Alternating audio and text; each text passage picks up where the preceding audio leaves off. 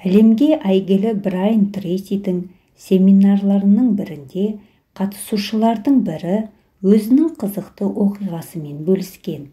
Үйленгенде әйеліне күнделікті кешкі сағат 6-да үйге келетіндігіне және онымен бірге кемінде 2 сағат уақыт өткізетіндігіне уәде берген. Кейіннен балалары болған кезде отбасына арналған уақыты 3 сағатқа дейін артқан. Демалыс күндері одан да көп уақытты бөлген. Табысты кәсіпкер қызмет бабымен басқа жақтарға кетуге тура келгенде, күнделікті уақытты санап, сағат сандарын қосып, үйіне оралған кезінде сол уақытын отбасына арнап отырған.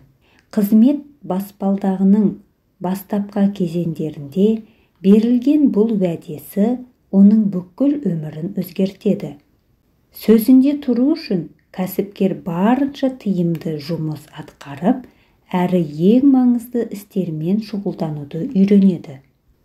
Жұмыс орнына біраз ертерек келіп, бар күш-жігерін салып, жұмыс істеп, тірлігін уақытында бітіріп, тура сағат 18:00-де үйінде болатын.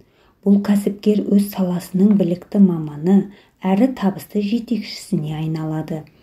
Ерең еңбегі үшін жалақысын арттырып, мансабын өсіре түседі. Уақыт өте келе, бай адамдардың қатарынан табылады. Осылайша оның әйеліне берген уәдесі өміріндегі маңызды шешімдерінің біріне айналады.